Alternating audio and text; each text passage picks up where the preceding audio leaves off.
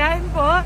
Ito ang literal na groundbreaking ng project natin. Dito po, ito po yung gagawin natin na dam.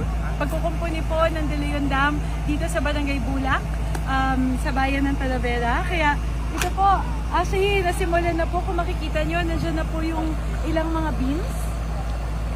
Ayan po. At ito po yung water source na atin pong dito po gagawin yung dam. Kaya napakaganda. Yun po. Diba? Tunay na groundbreaking. Diba? Talagang gagawin talaga. Backhoe po ito, no? Backhoe. Kaya nakapag-operate na po ako ng breaker dati. Noong tayo ay nag-groundbreaking ng mga highway na pinaayos natin sa bayan ng Aliaga. Ngayon naman po, ngayon na kinukumpuni po natin ang De Leon Dam sa bayan ng Talavera. Backhoe naman po yung ating inoperate. Kaya konti na lang. Ayun, sabi nga nila, gusto ko ba magpison? Parang medyo nasistress ako sa pison. Parang hindi pa ako ganun katapang sa pison ngayong araw. Pero baka mamaya magbago yung isip ko. Kasi groundbreaking pa po natin yung Ilog Baliwag Bridge mamaya sa Santo Domingo. Or may isa pa po tayong tulay na bibisitahin sa Barangay Cometang naman po papunta sa Barangay Kulong sa Santo Domingo at Gimba. So baka magpison ako doon. So bako dito ngayon. Ayun po may pison pero hindi pa ako ganun katapang right now.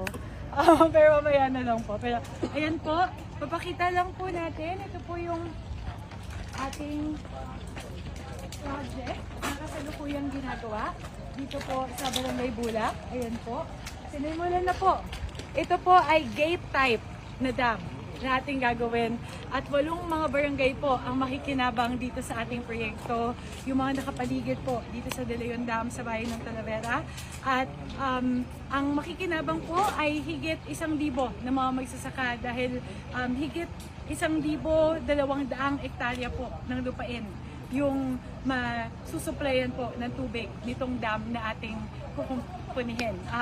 Sabi po nila, halos 1 dekada na po hinihintay ng ating mga magsasaka na mapaayos ang De Leon Dam. Kaya sa awa po ng Diyos, atin po itong mapapaayos ngayon at ito po ay katuparan ng ating pangako sa ating mga mahal na mga magsasaka at ang ating mga kababayan dito po sa bayan ng Talavera. Kaya ayan po, masaya po ako ibalita na simulan na po ang ating proyekto na pagkukumpuni ng De Leon Dam dito po sa bayan ng Talavera.